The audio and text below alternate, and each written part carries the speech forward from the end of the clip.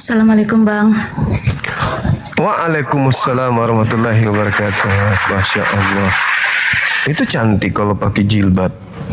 Memang wajahnya cocok untuk jadi seorang muslimah. Enggak cocok jadi penari latar gereja, enggak cocok. Jadi muslimahnya yang pas banget. Gitu. Apalagi orang NTB. Orang Mataram ya. Saya tinggal di Sumbawa. Di Sumbawa. Tapi berdarah Lombok.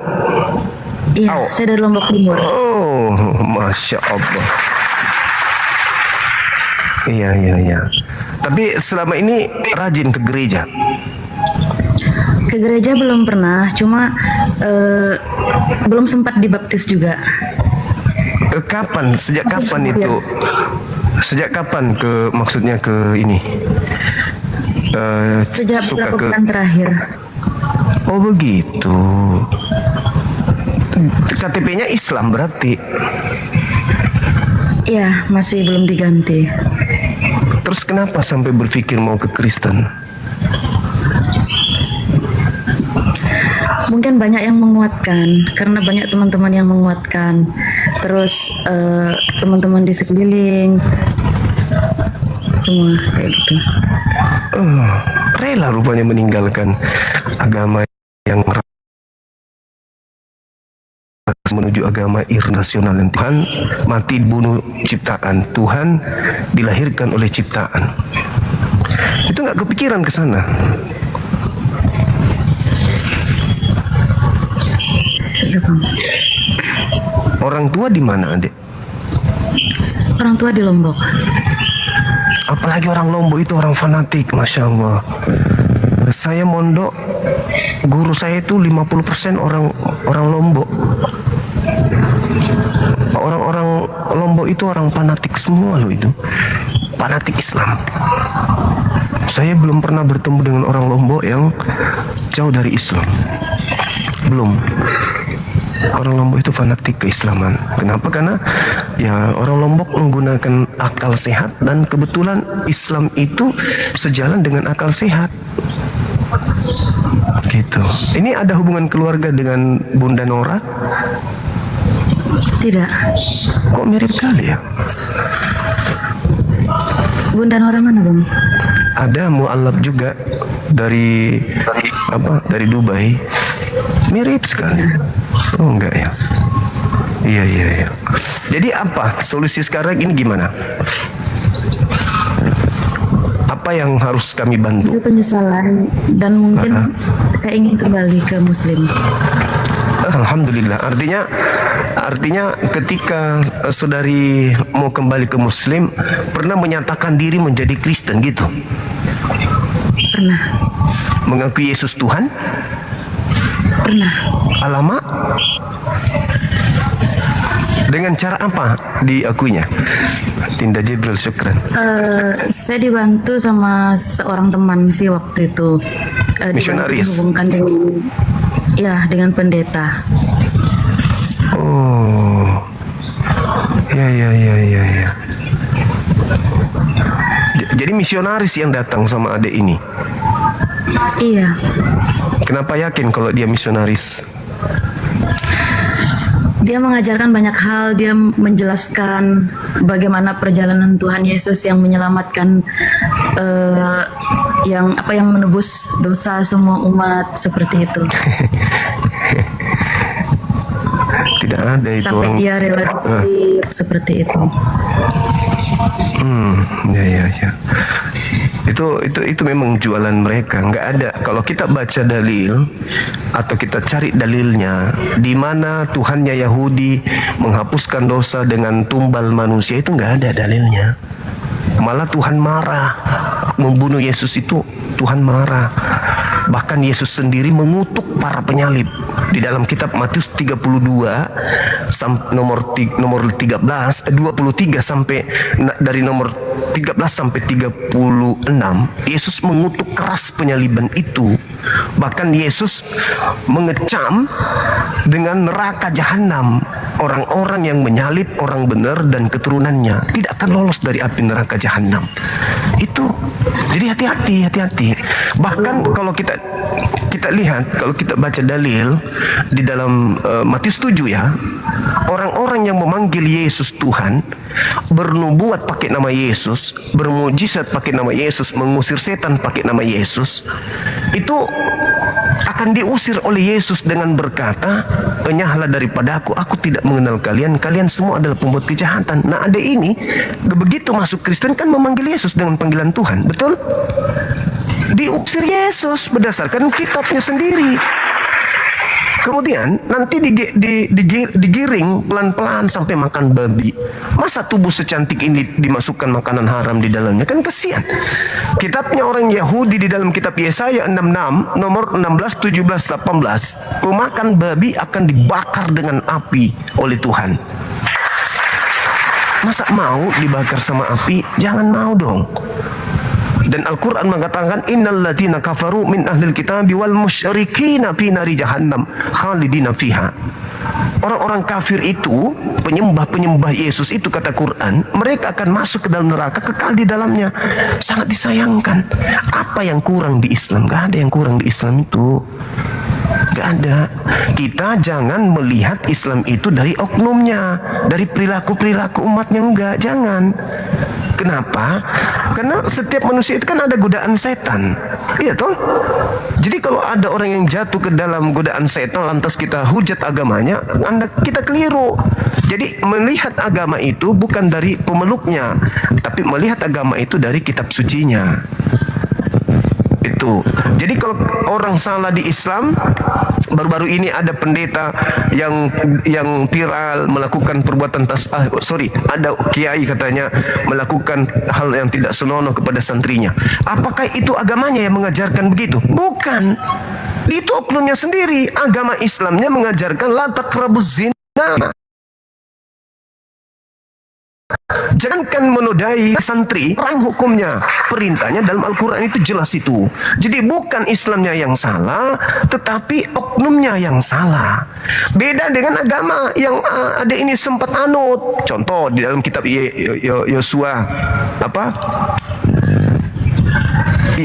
Hosea 4 nomor 14. Aku tidak akan menghukum anak-anakmu apabila mereka berzina, dan menantumu tidak akan aku hukum, menantu perempuanmu apabila mereka bersundal. Ada nggak dalil seperti itu di Al-Quran? Aku tidak akan menghukum anak perempuanmu ketika... Nggak ada. Jadi jangan lihat orangnya, lihat kitab sucinya. Nah, kalau misalnya ada kiai melakukan hal-hal seperti itu, ya itu lebih relevan dengan ajakan-ajakan di luar Al-Quran. Karena di Al-Quran nggak ada, mendekati zina aja nggak boleh. Jadi kalau ada yang salah, ada ini kan misionaris itu selalu memperlihatkan ini loh keburukan Islam. Apa yang diperlihatkan? Oknum-oknum Islam yang ditunjukkan. Mereka lupa bahwa di dalam agama mereka itu bergejibun pelaku-pelaku kemaksiatan di luar sana. Di Indonesia mungkin nggak terlalu banyak karena mereka masih malu dikelilingi mayoritas Islam. Tapi coba di barat atau jalan-jalan ke Bali, lihat aja ke Bali, nggak usah terlalu jauh, ke Bali aja. Apa agama mereka yang jalan di pinggir pantai hanya menggunakan jalan dalam? Laki perempuan, apa agamanya? Cek aja di situ, ketahuan itu. Jadi jangan kita lihat Islam melakukan sesuatu, agamanya yang kita salahkan karena Islam melarang. Tapi kalau mereka melakukan, ya di dalam kitabnya memang ada yang kayak begitu dalilnya. Terlepas itu mereka praktikkan atau tidak, itu dalilnya dan kita bisa tunjukkan. Ada dalilnya memang kayak begitu. Marilah kita menikmati birahi sampai pagi, sebab suamiku dalam perjalanan jauh. Terlepas apapun nanti narasi yang mereka bangun, yang terpenting ada tertulis di situ ajakan yang bisa menjadi acuan. Kenapa kau larang aku selingkuh? Kan ada dalam kitab suci kita, mengajak laki-laki lain birahi sampai pagi karena suaminya dalam perjalanan jauh. Kalaupun itu tidak seperti itu maknanya, tapi ada tertulis. Tidak murni kita batasin orang untuk tidak melakukan. Berbeda di Al-Quran, mana ada perintahnya? Memang nggak ada. Jadi kalau ada yang melakukan, ya salah dia. Bukan Islam yang salah, tapi oknumnya. Apalagi misionaris selalu bilang gereja ditutup, orang ibadah. Tunggu dulu, jangan lihat dari situnya. Kemungkinan ada izin-izin yang mereka belum penuhi. Satu. Yang kedua, bisa jadi mereka bikin gereja di pemukiman Islam yang mayoritas Islam, sementara mereka nanti ibadah baru rame, datang dari kampung luar. Datang motornya sudah ribut, kendaraan sudah ribut, terus nyanyi-nyanyi di situ panggil Tuhan kita. Di gereja Tuhan kita yang dipanggil. Allah yang ada di surga, terpujilah namamu. Allah turun ke bumi menjadi Kristus. Kan nyindir kita. Allah yang dipanggil. Itu kan cuma di Islam ada Allah, nggak ada di Kristen Allah itu. Tanya orang Kristen di luar Indonesia, ngerti nggak kata Allah? Enggak. Mungkin mereka nggak ngerti. Cuman Kristen Indonesia yang menggunakan nama Tuhan Islam di dalam kitab mereka. Habis itu mereka gunakan secara serampangan dan menyebutnya pun tidak sesuai dengan kaidah. Allah disebutnya Allah. Ya mungkin untuk menyembunyikan identitas bahwa itu adalah Tuhan kita diambilnya. Tapi kalau ditanya lebih duluan Kristen daripada Islam, itu selalu dalilnya tuh. Itu Adinda. Jadi Al-Quran mengatakan gini. Bismillahirrahmanirrahim. Qul ya ibadiyalladzi asrafu ala anfusihim la taqnatu min rahmatillah. Apa kata Allah? Katakanlah wahai Nabi Muhammad, wahai hamba-hambaku yang melampaui batas dengan menzolimi dirinya sendiri. Adik ini kan termasuk menzolimi diri kan? Karena keluar dari keislaman masuk ke dalam sebuah agama di mana agama itu ya menurut pandangan Islam penyembah inazan. Wa iyaduna illa syaitanan marida, yang mereka sembah adalah iblis. Itu kata Quran. Nah, ketika Al-Quran mengatakan wahai hamba-hambaku yang melampaui batas dengan menzolimi dirinya sendiri, kata Allah, jangan kamu berputus asa dari rahmat Allah. Jangan. Sesungguhnya Allah mengampuni seluruh dosa-dosamu. Sesungguhnya dialah Allah yang maha pengampun lagi maha penyayang. Jadi kalau ada ini menyesal atas telah menzalimi diri sendiri, bertaubat kembali kepada Islam, ya Alhamdulillah Allah akan menghapuskan seluruh dosa-dosa adik ini. Dan mohon supaya pertobatannya itu jangan dianggap sepele. Benar-benar bertobat kembali kepada Allah. Tutup hubungan dengan misionaris-misionaris itu. Jangan lagi berhubungan dengan mereka, karena mereka adalah penyesat yang datang kepada umat Islam, yang mengajarkan umat Islam menyembah kepada makhluk yang digantung oleh tentara Romawi. Na'udzubillah. Mau, jangan mau. Boleh masuk di Komal ini, boleh ke ustadz-ustadz kita bertanya ke mereka. Jangan mau mengikuti agama yang dibawa oleh penjajah. Jangan. Ingat, agama mereka bukan orang Yahudi yang datang ke Nusantara awal mula mengajarkan agama mereka. Bukan. Agama mereka masuk ke Nusantara ini melalui tumpangan terhadap penjajahan. Jadi ada yang meneror, menciptakan ketakutan pada pribumi, meneror, menjajah, menekan, mencekam, melahirkan rasa ketakutan, melahirkan kelaparan, kehausan, was-was yang mendalam, rasa tak berdaya, tidak ada pengharapan hidup. Setelah dalam keadaan tertekan seperti itu, muncul pasukan yang lain datang untuk mengkristenkan, mengajak kemudian kepada kelegaan. Hai kamu yang letih lesu, bagaimana enggak letih, bagaimana enggak lesu, orang diberondong senjata. Setelah dalam keadaan ketakutan seperti itu, datang dewa penolong dari mereka. Mari masuk ke gereja, di sana kita bersuka cita, di sana kita dibantu, di sana kita begini-begini. Ikutlah orang-orang dalam ketakutan itu masuk ke agama mereka. Begitu Adinda. Jadi jangan awal mulanya gimana? itu gini Bang.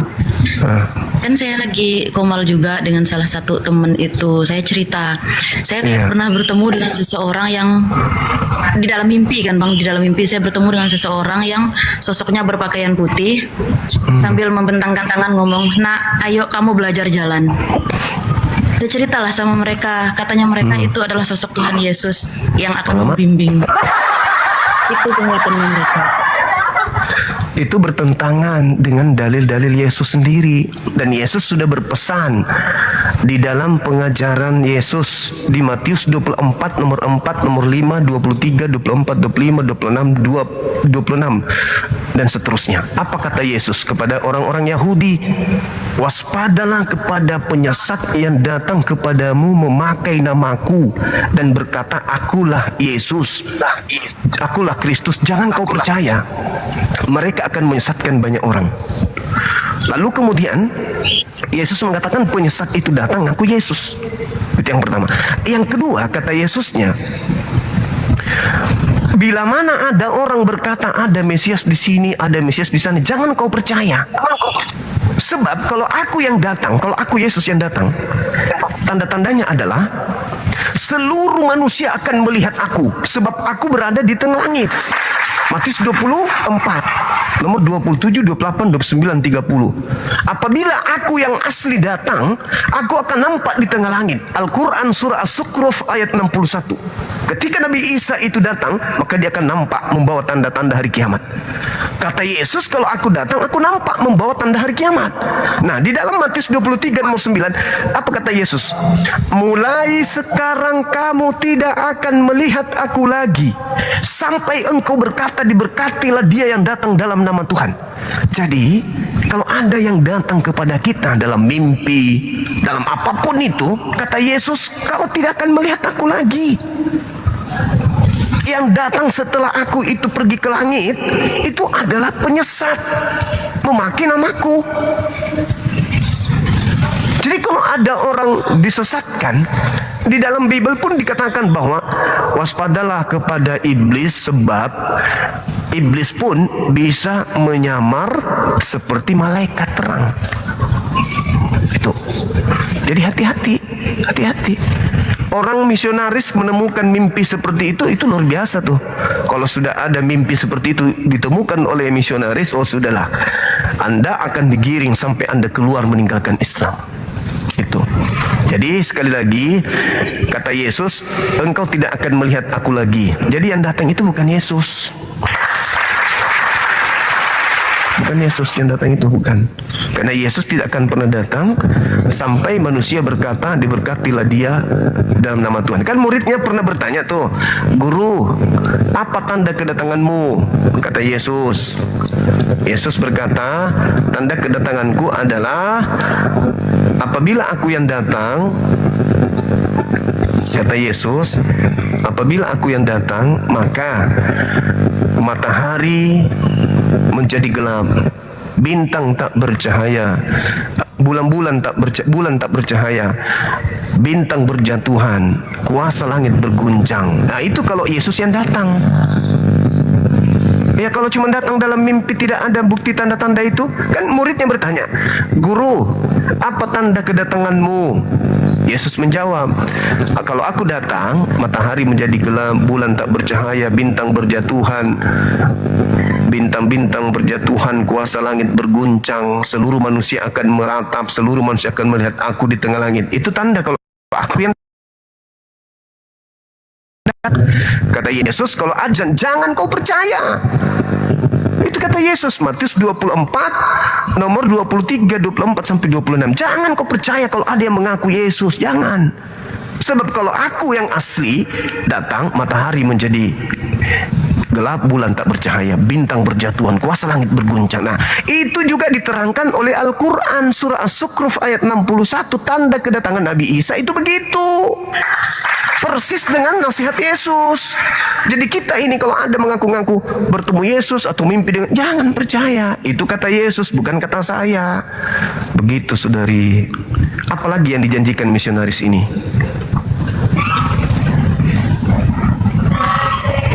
Dibuka mic-nya, terkunci mic-nya. Kalau misalkan Dinda, ya silakan. Api pusat boleh naik, api pusat. Gimana Dek? Kalau misalnya saya memulai semuanya dari awal, langkah apa yang pertama yang harus saya ambil? Syahadat di sini, Saya bimbing syahadat, habis itu mandi besar, sholat, kembali sholat, bertobat, salat tobat. Ya. Ya. Oke. Kita tunggu dulu. Calonnya orang mana? Bisa dinaikkan, mungkin ada namanya ini Aksawangga.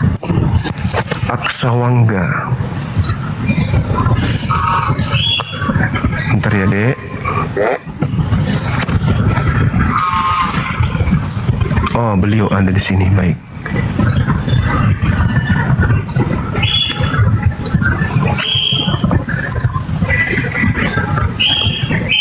Halo, assalamualaikum. Waalaikumsalam, Bang. Alhamdulillah, masya Allah. Alhamdulillah, masya Allah. Anu ini, Bang, apa namanya? Oh, zuhur, Di sini Bang. azan. Di azan, Bang. Iya, nggak apa-apa, nggak apa-apa. Nanti setelah azan Ya, aja. mau sholat rencananya tadi. Iya. Iya, silakan. Ya, saya izin ke masjid dulu ya, Bang. Saya izin ke Boleh, masjid boleh. dulu saya. Boleh, masya Baru Allah. baru saya Baik, Bang ya. baik. Siap, siap. Assalamualaikum, Bang. Sehat selalu, Bang. Waalaikumsalam warahmatullahi wabarakatuh.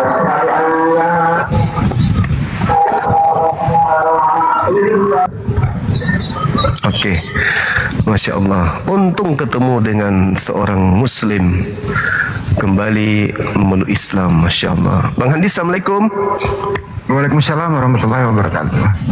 Hampir aja kita kehilangan adik cantik ini. Ya, saya apresiasi nih Bang Juma, bisa ketemu wanita muslimah yang sempat salah jalan korban misionari. Iya, alhamdulillah. Kembalikan segera Bang Juma, jangan ditunda. Iya. Nah, ini teman-teman kita mana ya? Aku minta beliau didoakan habis ini sebelum saya izin ibadah. Telepon Pak Ketua dulu ya. Siap.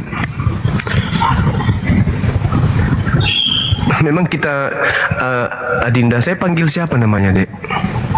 Nama saya Selin. Selin. Itu nama dari kecil. Iya.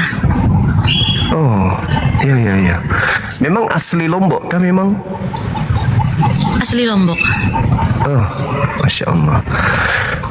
Iya, jadi gini dek, kami hadir sebagai apologet Islam Indonesia itu bukan cuman mau tampil doang, enggak. Memang latar belakang kami hadir di sosmed itu karena banyaknya gerakan-gerakan misionaris yang merebak untuk memurtadkan orang Islam. Utamanya mereka yang lagi galau, lagi ada masalah, lagi apa istilahnya dalam keadaan kosong, tertekan. Itulah yang mereka jadikan sebagai sasaran. Termasuk saya sendiri pernah didatangi misionaris. Saya loh sebagai ketua pembina apologet Islam Indonesia aja jadi sasaran. Apatah lagi masyarakat biasa. Saya yang paham tentang Bible aja jadi santapan mereka untuk dimurtadkan. Apatah lagi umat Islam yang awam. Saya pernah didatangin, dikasih baju kaos mereka ala Kristen gitu.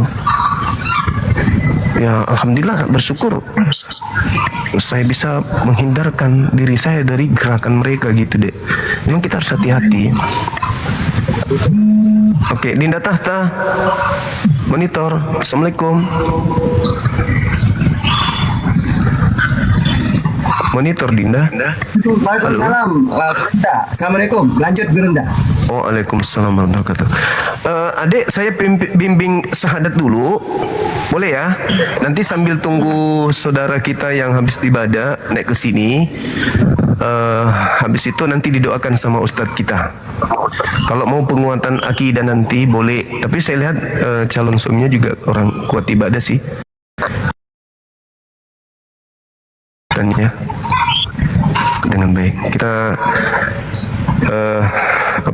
kita khusyuk dulu, konsentrasi kepada Allah dulu. Bahwa kita ingin kembali di hadapan Allah, bermunajat kepada Allah, meninggalkan segala hal yang bersifat duniawi. Lalu kita mempersaksikan syahadat. Ya. Gimana, udah siap? Udah siap? Siap. Oke. Siap, Pak. Boleh satu tangan telunjuk, satu tangan yang kanan sebagai simbol kita ini penganut ajaran satu Tuhan. Ikuti saya. Bismillah. Bismillah. Ar-Rahman. Ar-Rahman. Ar-Rahim. Ar-Rahim. Dengan menyebut nama Allah Dengan menyebut nama Allah yang Maha Pengasih, yang Maha Pengasih, lagi Maha Penyayang. lagi Maha Penyayang. Asyhadu Asyhadu Allah Allah ilaha ilaha illallah illallah wa asyhadu wa asyhadu anna anna Muhammadan Muhammadan Rasulullah. Rasulullah.